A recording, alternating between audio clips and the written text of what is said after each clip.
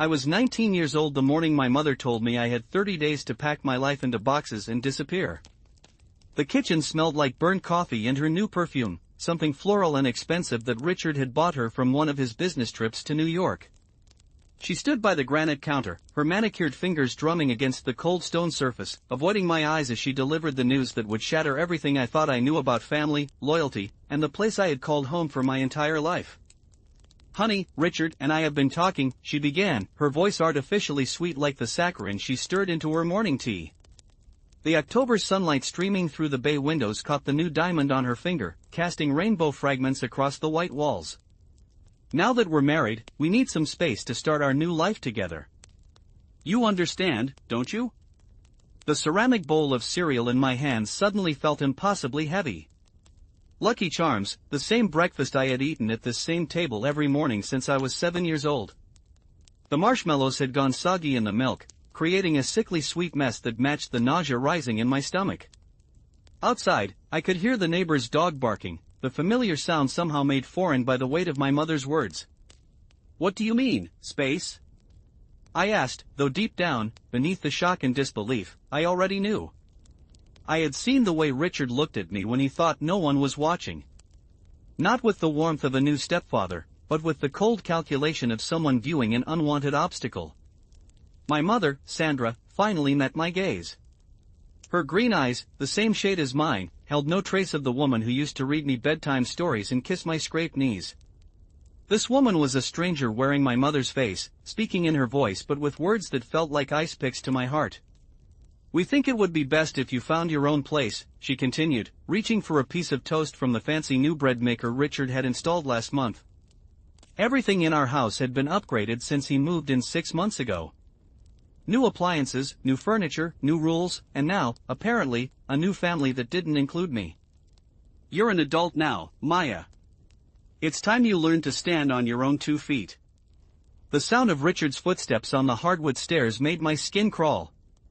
He descended like he owned every step, every board, every breath of air in this house that had been my home long before he had ever existed in our lives. His expensive leather shoes clicked against the floor with the precision of a metronome, marking time until my exile became official. "Good morning, Maya," Richard said, his voice carrying that false cheerfulness that successful real estate developers perfect for closing difficult deals. He was tall and imposing, with silver hair that he kept perfectly styled and hands that had never known a day of honest labor. Everything about him screamed money and power, from his tailored suits to the way he commanded attention simply by entering a room. "Richard," I replied, not bothering to hide the contempt in my voice. I had never liked him, not from the first day my mother brought him home, introducing him as her new boyfriend with the giddy excitement of a teenager. There was something calculating about his smile, something predatory in the way he had immediately begun rearranging our lives to suit his preferences. He moved to stand behind my mother, placing his hands possessively on her shoulders. She melted into his touch like butter left out in the sun, and I felt my stomach lurch. This woman, who had once been fierce and independent, had become a shadow of herself, molding her personality to match whatever Richard wanted from her. "Your mother and I want what's best for you," Richard said, his fingers kneading her shoulders while his eyes stayed fixed on me. "We've looked into some nice apartment complexes across town. Nothing too expensive, of course, but decent places where a young woman like yourself can start building her independence. Across town. Far away from the neighborhood where I had grown up, where I knew every crack in the sidewalk and every family in every house. Far from the memories embedded in these walls, the growth marks on the doorframe of my childhood bedroom, the garden where my father and I had planted tomatoes the summer before he died." "I don't want to move," I said, my voice cracking despite my efforts to sound strong. "This is my home too. Dad left this house to both of us, Mom. You can't just throw me out because you got married." The temperature in the room seemed to drop 10 degrees. Richard's hands stilled on my mother's shoulders, and I watched as something dark flickered across his expression. My mother's face went pale, her lips pressing together in a thin line that I recognized from childhood as her warning sign that I had crossed into dangerous territory. "Your father has been dead for 8 years, Maya," my mother said, her voice sharp enough to cut glass. "It's time you stopped living in the past. Richard is my husband now, and what we say goes. This is our house, our marriage, our life. You need to accept that and move on. The words hit me like physical blows. 8 years. 8 years since cancer had stolen my father from us, leaving behind a 16-year-old girl and a woman who had promised to love and cherish his memory forever. My father, James Peterson, had been everything Richard wasn't: kind, generous, hardworking, and devoted to his family above all else. He had built his construction business from nothing, working 14-hour days to provide for us, never asking for thanks or recognition, just the joy of seeing his wife and daughter happy and secure. Dad would never have wanted this, I whispered, tears burning behind my eyes. He would never have wanted you to kick me out of my own home. Richard's laugh was cold and mechanical, like the sound of gears grinding in an old machine. Your father was an idealist, Maya. He didn't understand how the real world works. He left your mother saddled with debt and a house that was falling apart around her ears. If I hadn't come along, both of you would be living in some government housing project by now. The lie was so blatant, so insulting to my father's memory, that I felt rage bloom in my chest like a poisonous flower. My father hadn't left us in debt.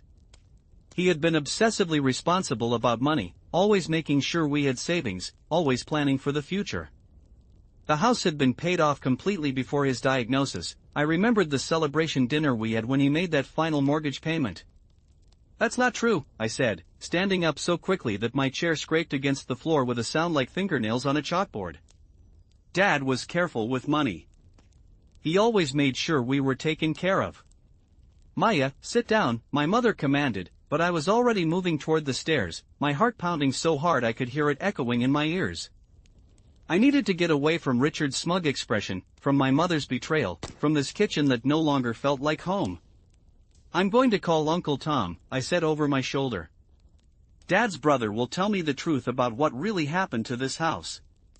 I heard Richard's voice behind me, low and urgent as he spoke to my mother, but I was already taking the stairs 2 at a time, my bare feet slapping against the wooden steps. My bedroom door slammed shut with a sound like thunder, and I immediately turned the lock, though I knew it was a futile gesture. In 30 days, this lock wouldn't protect me anymore. In 30 days, this room would belong to someone else, maybe turned into Richard's office or my mother's craft room, as if I had never existed at all. The phone call to Uncle Tom was the first crack in the foundation of lies that Richard had built around my mother.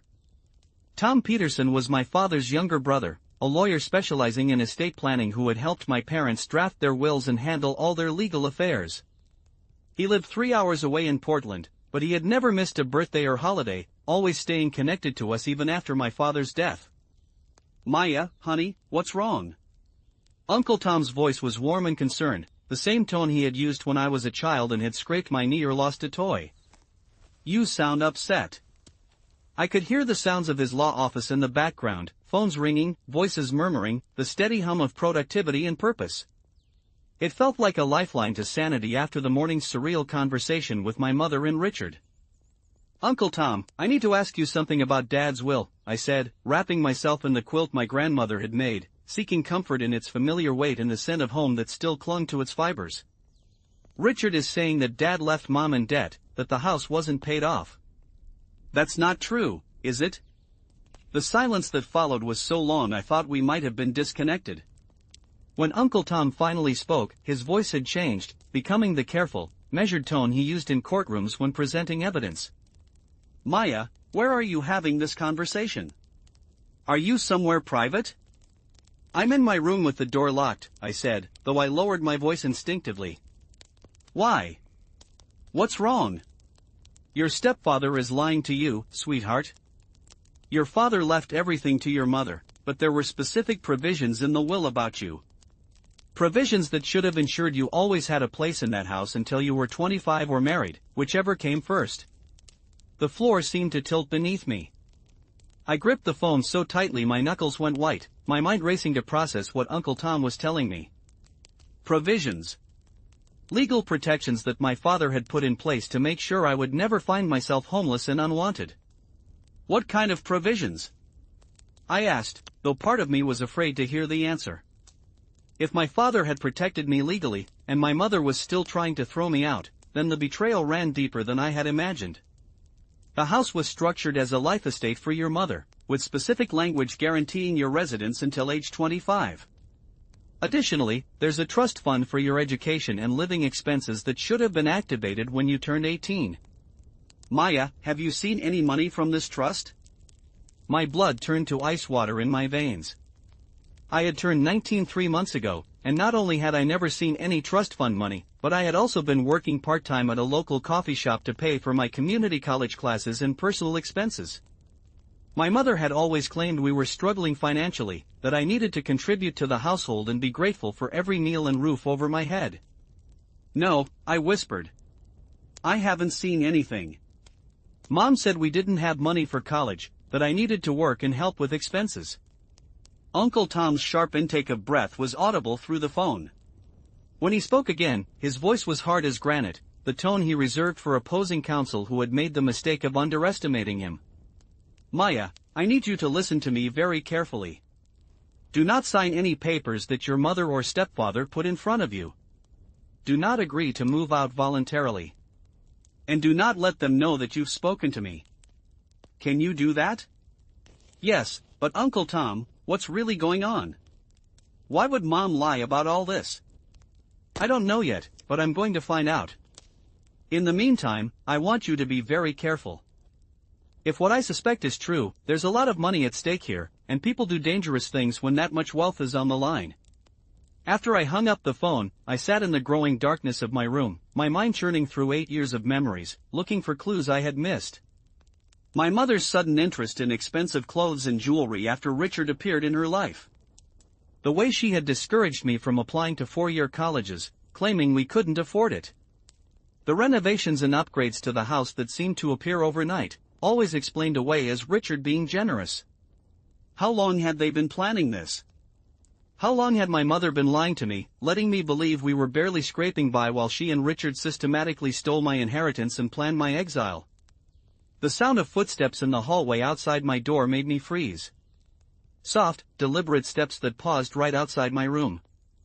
I held my breath, straining to listen, and heard the subtle sound of someone testing my door handle. When they found it locked, the footsteps retreated, but the message was clear: I was being watched, monitored, treated like a potential threat in my own home. That night, I lay awake staring at the ceiling, listening to the familiar sounds of the house settling around me. The old furnace kicking on with its characteristic wheeze, the oak tree outside my window scratching against the glass, the distant hum of traffic on the main road. These sounds had been the soundtrack of my childhood, as comforting and constant as my own heartbeat. In 30 days, I would never hear them again. Unless Uncle Tom could work a miracle. The next morning brought no relief from the tension that had settled over our house like a suffocating blanket.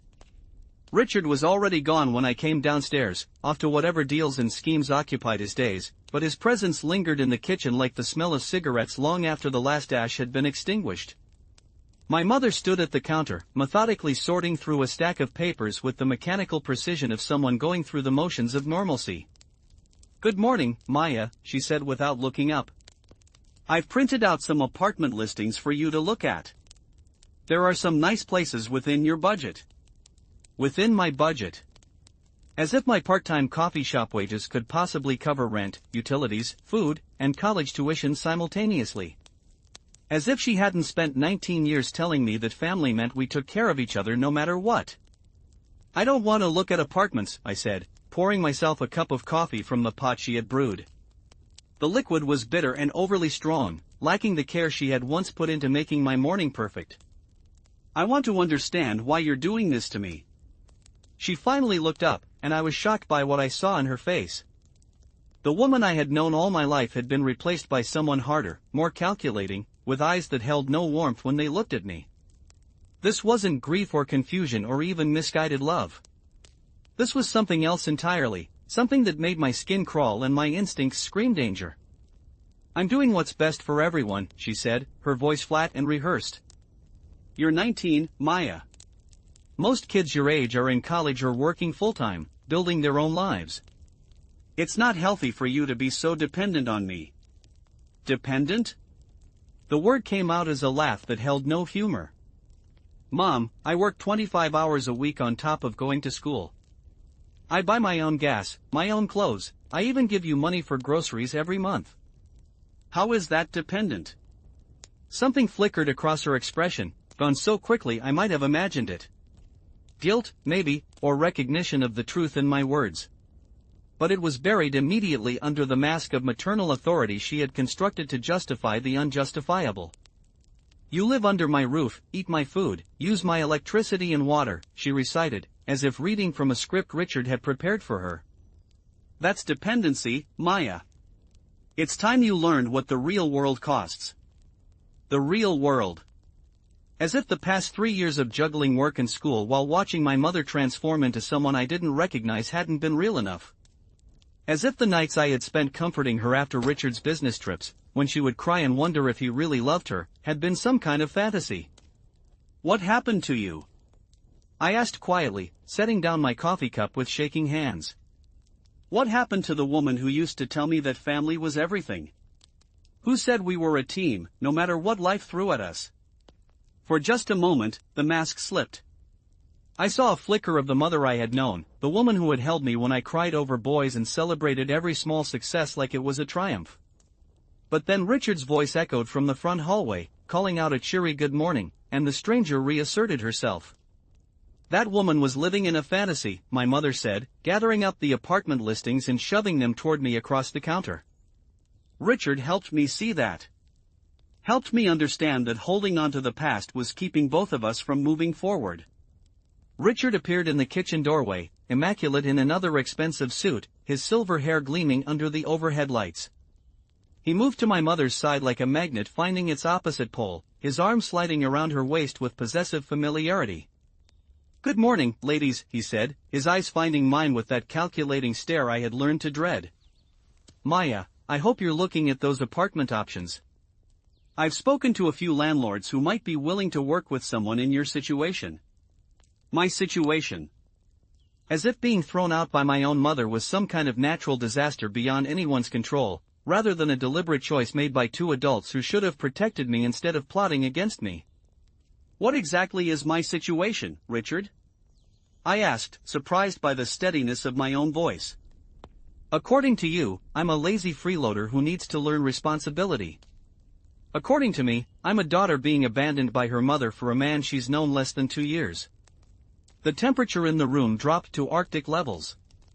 Richard's arm tightened around my mother's waist, and I watched as she leaned into him, drawing strength from his presence rather than finding her own voice to defend her daughter. Your situation, Maya, is that you're an adult child who has been enabled for too long, Richard said, his tone patronizing and dismissive. Your mother has been too generous, too accommodating.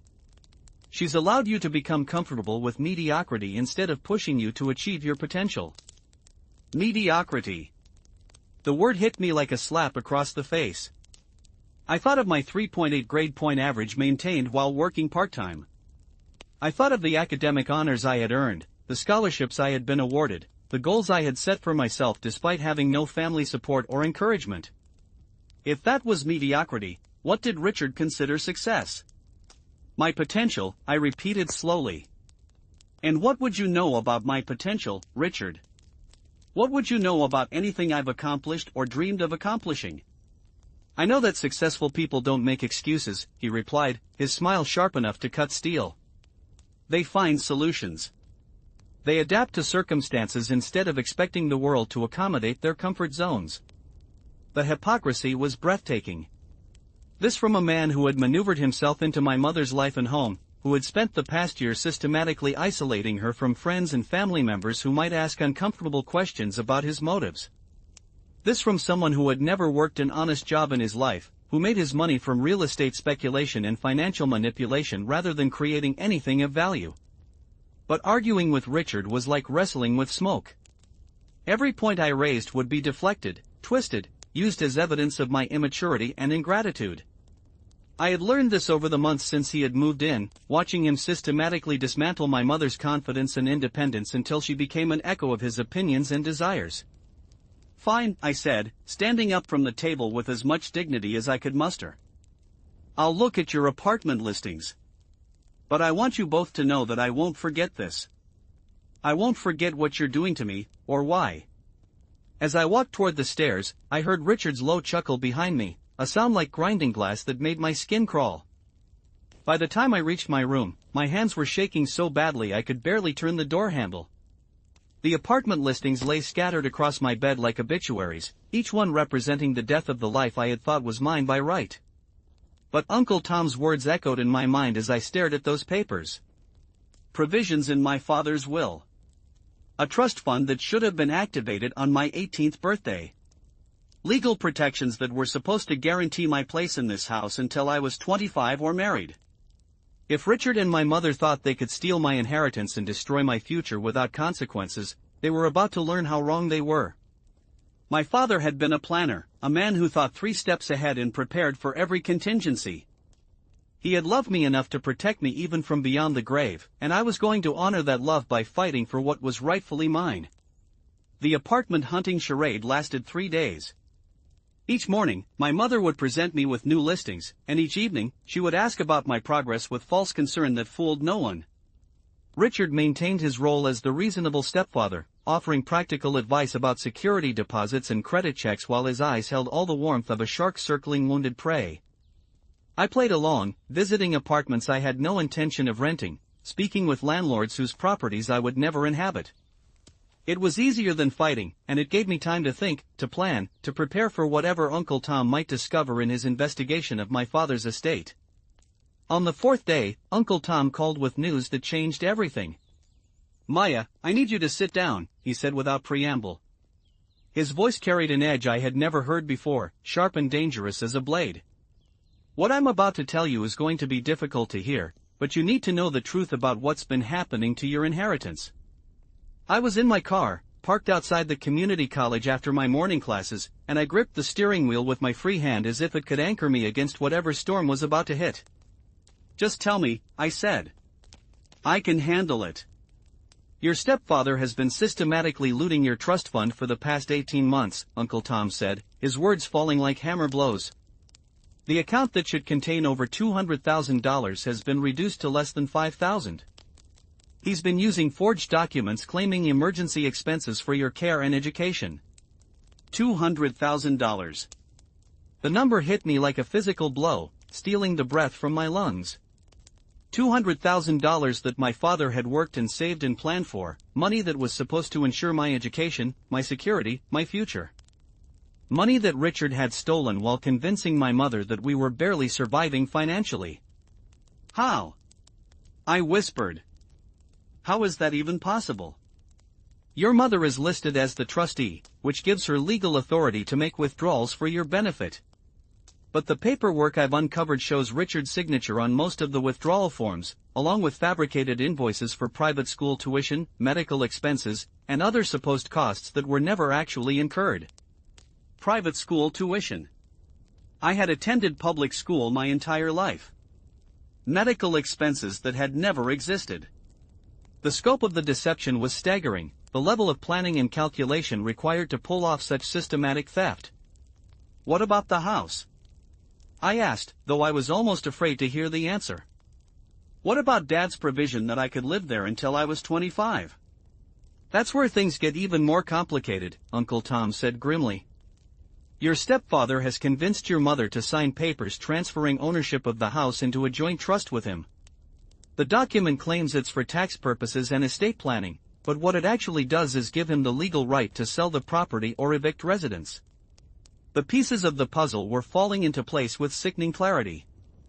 Richard hadn't just married my mother for companionship or love. He had identified her as a target, a widow with significant assets and a daughter who could be easily manipulated and discarded. Every smile, every gesture of affection, every moment of apparent devotion had been calculated to achieve this exact outcome. "So what can we do?" I asked. "Is there any way to stop them?" "There might be," Uncle Tom said carefully. "The transfers and withdrawals appear to have been made under fraudulent circumstances. If we can prove that your mother was coerced or deceived, we might be able to void the transactions and recover the stolen funds." "But Maya, this is going to be a fight. These people have already shown they're willing to lie and steal to get what they want. Challenging them legally could get very ugly very quickly." "Ugly?" As if being thrown out of my home and robbed of my inheritance wasn't ugly already. As if watching my mother transform into a stranger willing to sacrifice her own daughter for a man she had known for less than 2 years wasn't the ugliest thing I could imagine. "I don't care how ugly it gets," I said, and I was surprised by the strength in my own voice. "Uncle Tom, they stole from me. They stole from Dad's memory. They destroyed my family and my future, and they think they can just walk away without consequences. I won't let that happen." "All right then," Uncle Tom replied, and I could hear the satisfaction in his voice. He had been my father's brother, after all, and the Peterson men had never backed down from a fight when they knew they were in the right. "Here's what we're going to do." The plan Uncle Tom laid out was complex and risky, requiring careful timing and absolute secrecy. He would file papers in court challenging the trust transfers and demanding a full audit of all financial transactions involving my mother's estate. Simultaneously, he would petition for an emergency injunction preventing the sale of the house or any further depletion of assets until the legal issues could be resolved. But the most crucial element was also the most dangerous: I would need to remain in the house and refuse to leave voluntarily. If I moved out, even temporarily, it would be much harder to prove that I was being illegally evicted from my legal residence. "They're expecting you to just disappear quietly," Uncle Tom explained. "Your stepfather has probably planned this whole scenario expecting you to slink away without a fight, embarrassed and defeated. When you refuse to go, when you stand your ground and demand your rights, it's going to catch them completely off guard." That evening, I sat in my room surrounded by the apartment listings my mother had given me, but instead of looking for a new home, I was preparing for war. I packed away everything truly precious to me, the irreplaceable mementos and photographs that I couldn't risk losing in whatever battle was to come. My father's watch, hidden in a jewelry box he had given me for my 16th birthday. My grandmother's ring, passed down through generations of Peterson women. The letters my father had written to me before he died, advice for the woman he would never see me become. These treasures went into a safety deposit box at the bank downtown, along with copies of every document Uncle Tom had told me to preserve. Whatever happened in the coming days, these pieces of my history would survive. The confrontation came on a Tuesday morning, exactly 26 days after my mother had first told me to pack my bags and leave. I was eating breakfast when Richard walked into the kitchen carrying a manila folder thick with official-looking papers. "Maya, we need to talk," he said, setting the folder on the table with deliberate ceremony. "Your mother and I have been more than patient, but your time is up. These are eviction papers. If you're not out of this house by Friday, we'll be forced to have you removed by the sheriff's department." I looked up from my cereal, meeting his eyes steadily despite the fear coursing through my veins like ice water. This was it, the moment I had been preparing for, the line in the sand that would determine whether I was my father's daughter or just another victim of Richard's calculated cruelty. "No," I said simply. The word hung in the air between us like a gauntlet thrown down in challenge. Richard's perfectly composed expression faltered for just a moment, revealing a flash of surprise and something that might have been respect. He had expected tears, begging, desperate appeals to my mother's non-existent compassion. He hadn't expected defiance. "I'm sorry, what did you say?" he asked, his voice dangerously quiet. "I said no," I repeated, standing up to face him across the kitchen that had been the heart of my childhood. "I'm not leaving. This is my home, legally and morally, and I'm not going anywhere until a court tells me I have to." My mother appeared in the doorway as if summoned by some invisible signal, her face pale and her hands trembling slightly. She looked between Richard and me like a spectator at a tennis match, uncertain which side to root for but knowing that one of us had to lose. "Maya, don't be ridiculous," she said, her voice high and strained. "You can't just refuse to leave. This is our house now, Richard's and mine. You have no legal right to stay here." "Actually, Mom, I think you'll find that's not true," I said, pulling out my own folder of papers. Uncle Tom had coached me on this moment, preparing me for every argument and threat they might use. "According to Dad's will, which you apparently forgot about, I have the legal right to live in this house until I'm 25 years old. Any attempt to evict me would be a violation of that legal document." The color drained from Richard's face so quickly I thought he might faint. His carefully constructed confidence crumbled, replaced by the expression of a con man who had just realized his mark was smarter than anticipated. Behind him, my mother made a small sound of distress, like air escaping from a punctured tire. That will is 8 years old, Richard said, scrambling to regain his composure. Legal circumstances change. The house ownership has been restructured, and those old provisions no longer apply. Restructured without my knowledge or consent, I replied, amazed by how calm I sounded when inside I felt like I was falling off a cliff. Using fraudulent documents and stolen funds from my trust account. Did you really think no one would ever investigate? Did you think you could just rob me blind and I'd be too stupid or scared to fight back? The silence that followed was so complete I could hear the refrigerator humming, the grandfather clock ticking in the hallway, my own heart beating against my ribs like a caged bird. Richard and my mother stared at me as if I had just revealed that I could fly or read minds, something so impossible they couldn't process it. Finally, Richard found his voice. You don't know what you're talking about, he said, but the words lacked conviction. You're making wild accusations based on misunderstandings and teenage emotions. Am I? I asked, opening my folder and pulling out copies of the financial records Uncle Tom had uncovered. Then explain these withdrawal slips from my trust account.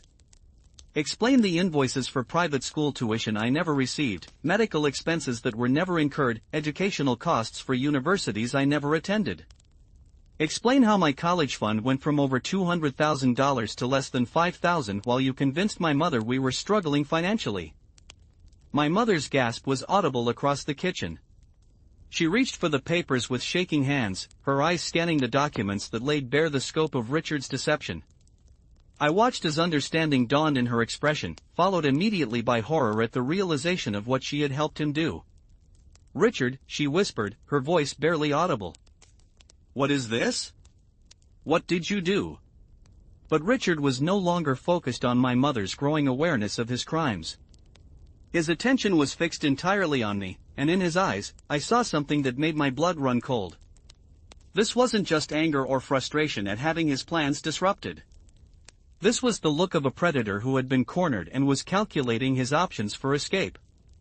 You have no idea what you've started, he said softly, his voice carrying an undertone of menace that made the hair on my arms stand up. You think you can just wave some papers around and everything will go back to the way it was? You think you can destroy everything I've built here? I'm not trying to destroy anything, I said, taking a step backward despite my efforts to appear strong. I just want what's rightfully mine. The money my father saved for me, the home he wanted me to have, the future he planned for me before he died. Your father was a fool, Richard snarled, his mask of civilized respectability finally slipping completely. A pathetic, small-minded man who wasted his life building other people's dreams while his own family lived like peasants. He left you nothing but debt and false hope, and I turned that into something real, something valuable. The insult to my father's memory hit me like a physical blow, but it also ignited something fierce and protective in my chest. Whatever fear I felt was burned away by rage at hearing this man, this thief who had stolen everything my father had worked for, dare to speak with contempt about James Peterson's life and legacy. My father was worth 10 of you, I said, my voice rising with each word. He built a business with his own hands, provided for his family honestly, and loved us unconditionally. You're nothing but a parasite who preys on widows and orphans. You're pathetic. The slap came so fast I didn't see it coming. Richard's hand connected with my cheek with a sound like thunder, sending me stumbling backward into the counter. The pain was immediate and intense, but what shocked me more was my mother's reaction. She screamed. Not a gasp of surprise or a cry of protest, but a full-throated scream of horror and outrage that seemed to come from somewhere deep in her soul. In that moment, the spell Richard had woven around her shattered completely, and I saw my real mother return, the woman who had spent 19 years protecting me from every hurt and disappointment life could inflict. How dare you, she said, her voice shaking with fury as she stepped between Richard and me. How dare you put your hands on my daughter? How dare you speak about my husband that way? How dare you steal from my child and lie to me and manipulate me into betraying everything I believe in? Richard stared at her as if she were a stranger, which I suppose she was to him in that moment. The compliant, malleable woman he had carefully created over months of psychological manipulation was gone, replaced by a mother bear protecting her cub. Sandra, calm down, he said, reaching for her arm. You don't understand what's happening here. Maya is trying to destroy our marriage, our life together. She's lying and manipulating, trying to turn you against me. But my mother jerked away from his touch as if it burned her. "Don't you touch me," she said, her voice deadly quiet. "Don't you ever touch me again. And don't you dare try to tell me my daughter is lying when I can see the proof right here in these papers. You stole from her, Richard. You stole from both of us, and you made me an accomplice in destroying my own child." The next few minutes passed in a blur of accusations, denials, and revelations. Uncle Tom's investigation had been even more thorough than I had realized, uncovering not just the theft of my trust fund but also a pattern of financial manipulation that stretched back to the earliest days of Richard's relationship with my mother. He had systematically isolated her from friends and family members who might have questioned his motives. He had convinced her to refinance the house and put his name on the deed. He had taken out credit cards in her name and run up massive debts that she was unaware of. He had even forged her signature on documents transferring ownership of my father's life insurance policy to a trust controlled by him. The woman who had told me 30 days ago that I needed to leave her house and start my own life was discovering that she had been living a lie for over a year, manipulated and deceived by someone she had trusted with her heart and her future. "I want you out," she said finally, her words falling into the kitchen like stones into still water. "I want you out of my house, out of my life, out of my sight. I want every document you've made me sign, every account you've opened in my name, every piece of paper that connects you to me and my family. And then I want you gone." Richard's face went through a series of transformations as he processed the complete collapse of his carefully laid plans. Surprise gave way to anger, anger to calculation, and calculation to something cold and dangerous that made me instinctively move closer to my mother. "You can't be serious," he said, his voice taking on the reasonable, patronizing tone he had perfected for handling what he saw as emotional outbursts. "Sandra, you're upset. You're not thinking clearly. Maya has filled your head with wild theories and accusations, but you know me better than that.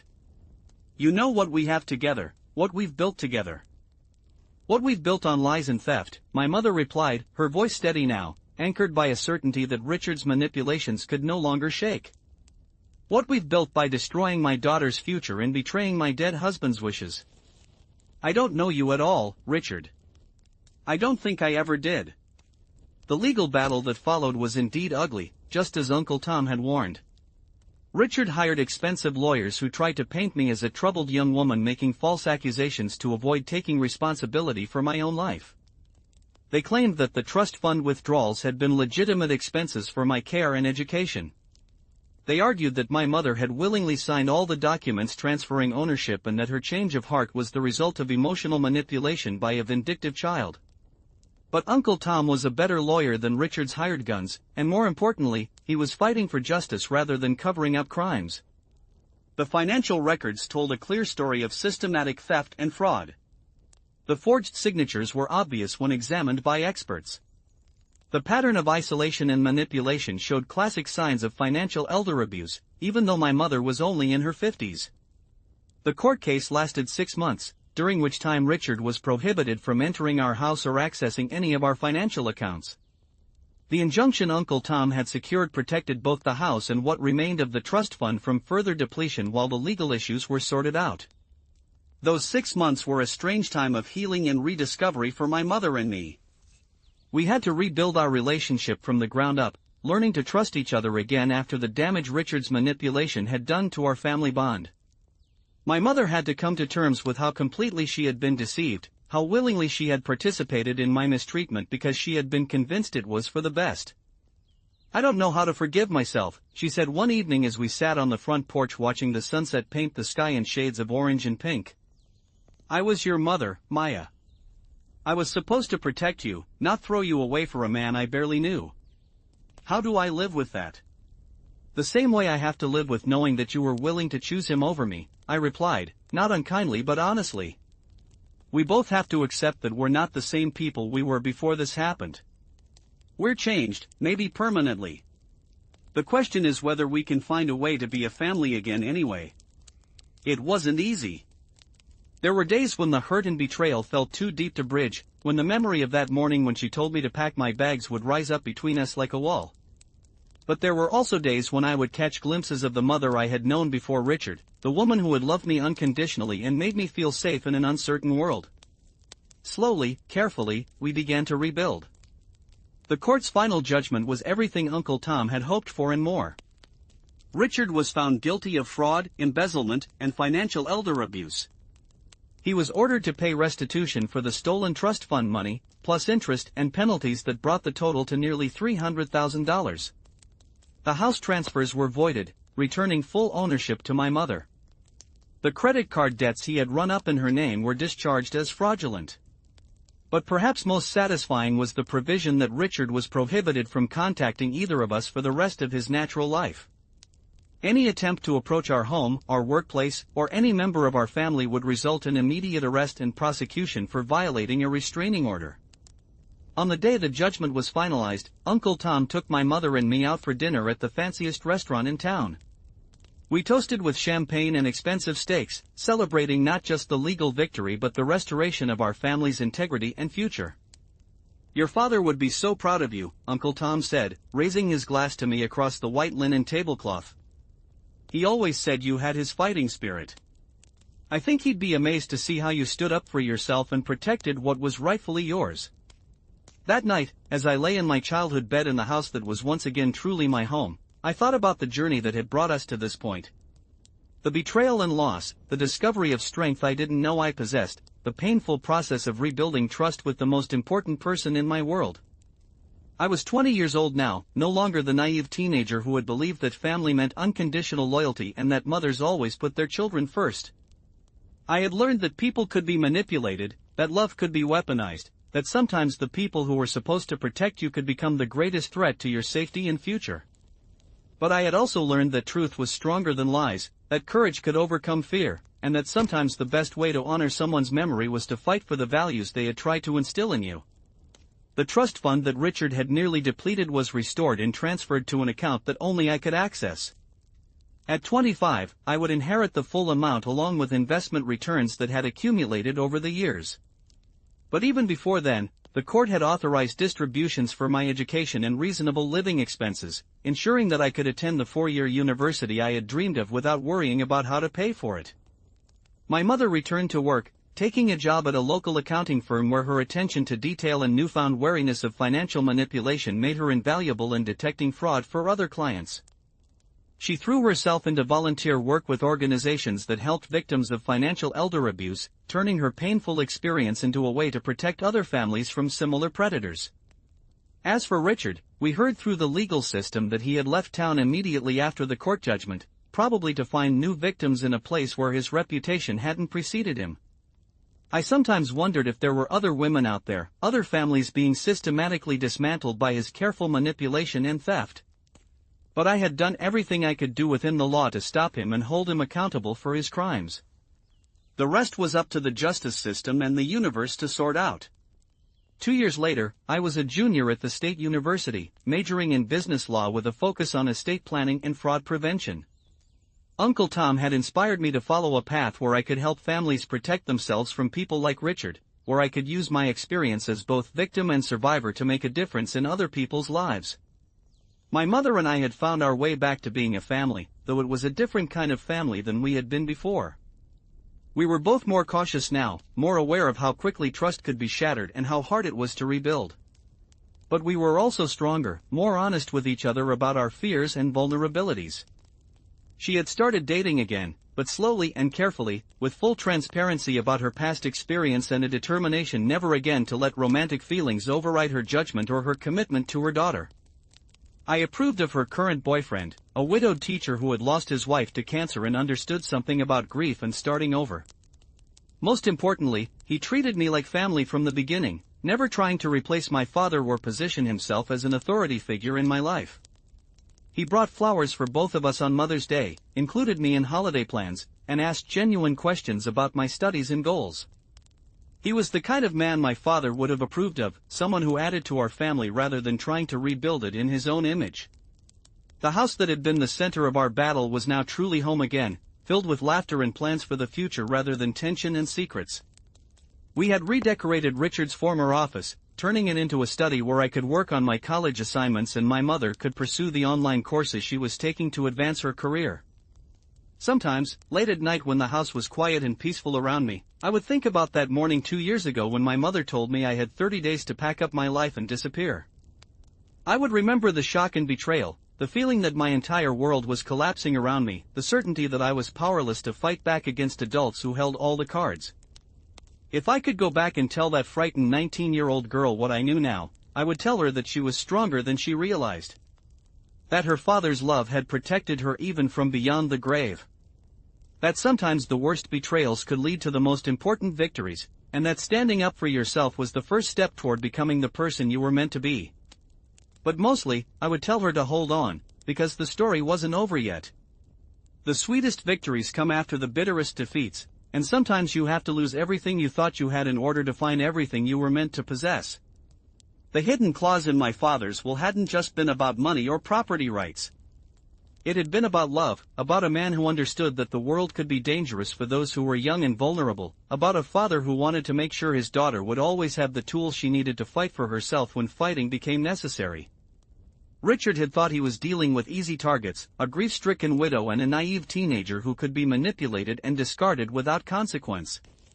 He had underestimated the power of a father's love to reach across time and death to protect his child. He had underestimated the strength of a mother's love once it was freed from the web of lies and manipulation he had woven around it. Most of all, he had underestimated me. In the end, that was his fatal mistake. He saw a scared young woman and assumed she would remain scared. He saw someone who had been knocked down and assumed she wouldn't get back up. He saw a victim and never imagined that victims could transform themselves into survivors, and survivors into fighters. Sweet home or not, I had fought for my place in it, and I had won.